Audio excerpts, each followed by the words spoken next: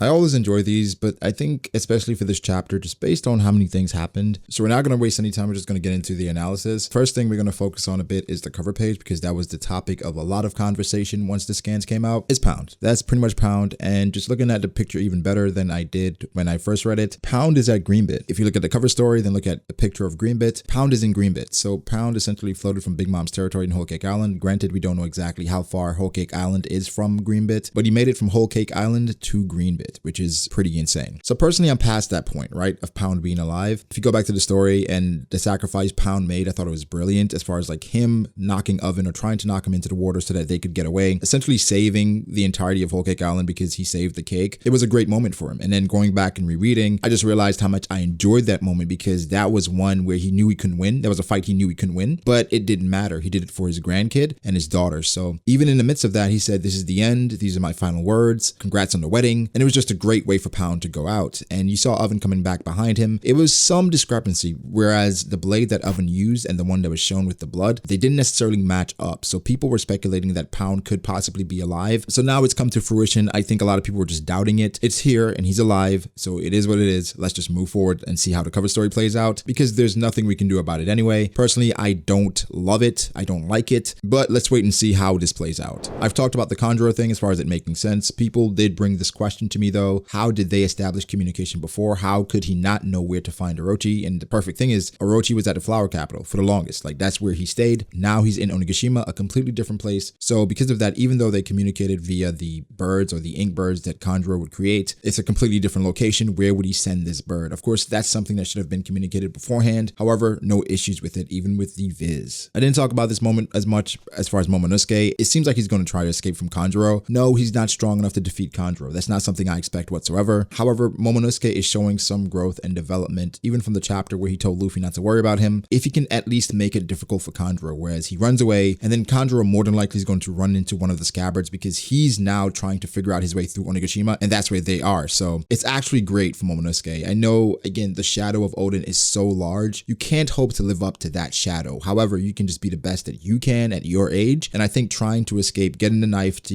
cut the rope is the best case scenario right now for Momonosuke, and I'm loving his development. Maybe the speculation of him joining the crew is not so bad now. I mean, I didn't mind the idea of him joining the crew, but I know a lot of people, they don't like Momonosuke because they felt like he was annoying. I didn't mind him as much, so if he does join the crew, it'll be cool, and I think that's what should happen. The shipping has been rampant over the weekend in regards to Robin and Franky, and of course everyone goes back to that moment where Robin actually grabbed Franky's jewels. So seeing Franky offering Robin this seat or this ride, and Robin's response, you saw a little heart in the bubble as well. People are like really running with the Franky and Robin ship. I don't mind it, think it's cool, especially after she violated him, but I'm here for it. Didn't point this out as well, but Robin's outfit clearly superior to Nami's in this arc, or in this particular scenario. A lot of people said that Nami versus Robin, Nami was always over Robin because she just wore less clothes. Well, they both are wearing like the least amount of clothes at this point, and I think Robin takes the cake pretty easily, honestly. And Jinbei looks pretty cool himself, not gonna lie. The person that is watching Robin and Jinbei, more than likely that's Yamato. That makes the most sense, especially with the transition of panels or just the continuation, because right after that moment, it goes right into a discussion about Yamato. And the dialogue here is really important because it's talking about Kaido's makeup and his crew. And I think what was cool to see here is Kaido's conversation with not even his commanders, but also the people beneath them in the Tobiroppo. Whereas Kaido seems to have more of a rapport with his crew than Big Mom does. Whereas we had an image or perception of Kaido when we first got introduced to him, but now it seems like communication is something that he does with his crew, and even the layout of his crew. I think that's the most important thing here in regards to his organization being a meritocracy. Essentially, this just means that you climb the ranks with skill. So if you're strong, you're going to climb the ranks. So this is how we view Yonko crews regardless. However, we know that's not how all of them operate. Whitebeard's crew in particular wasn't about just strength. So that's a great conversation talking about like the makeup of the Yonko's crew, but I really like how Kaido has built his crew. Of course, going back to his personality and how he viewed strength,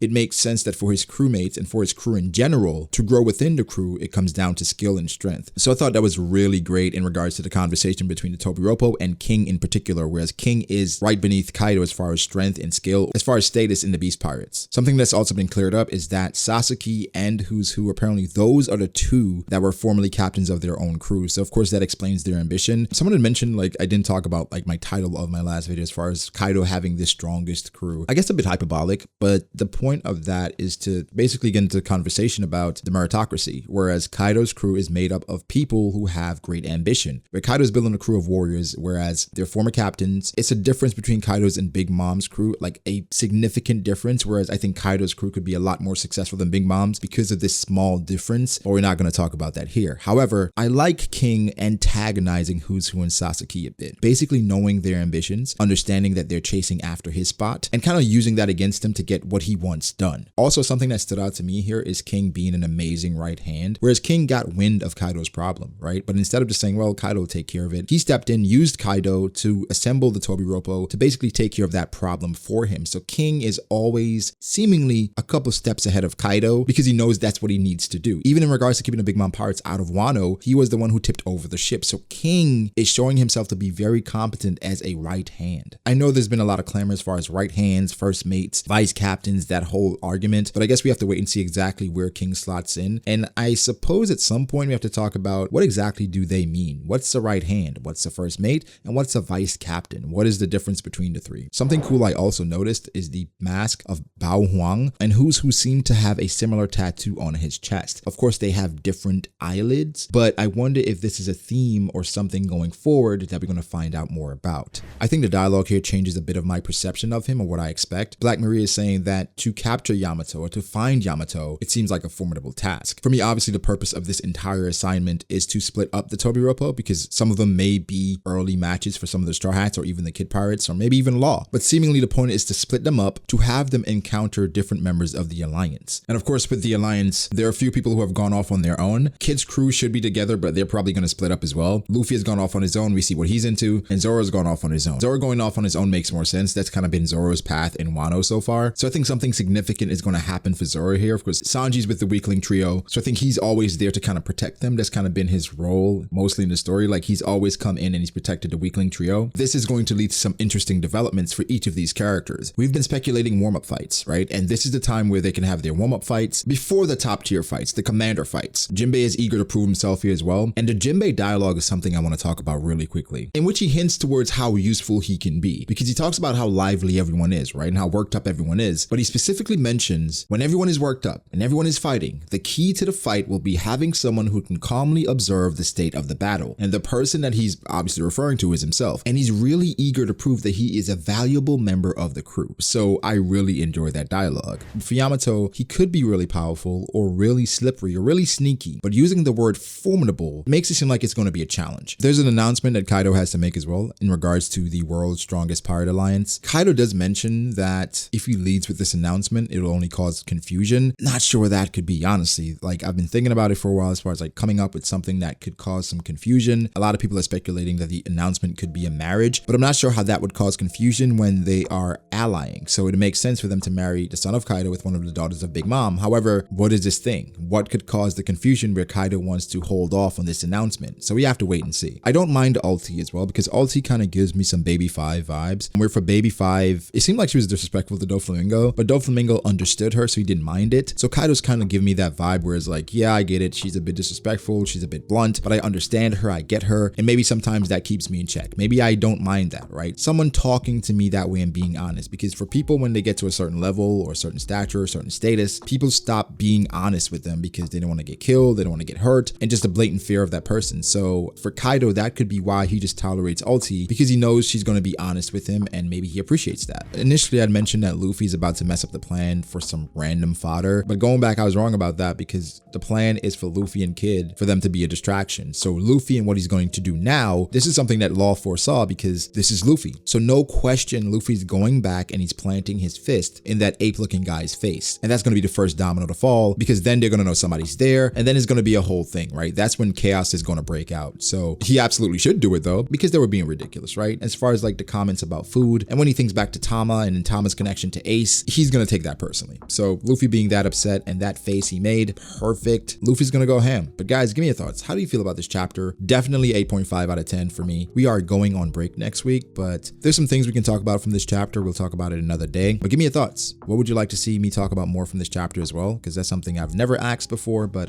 just let me know. Make sure to like the video and subscribe to the channel for more content like this. Follow me on Twitter at BragoDAce. Follow me on Instagram at BragoD.Ace. Thank you to my patrons. I appreciate you guys so much. much. Follow me on twitch.tv/BragoDAce as well. That's where we stream mostly now. But thank you guys so much for your support. Again, like and subscribe. I'll catch you in the next one. Peace.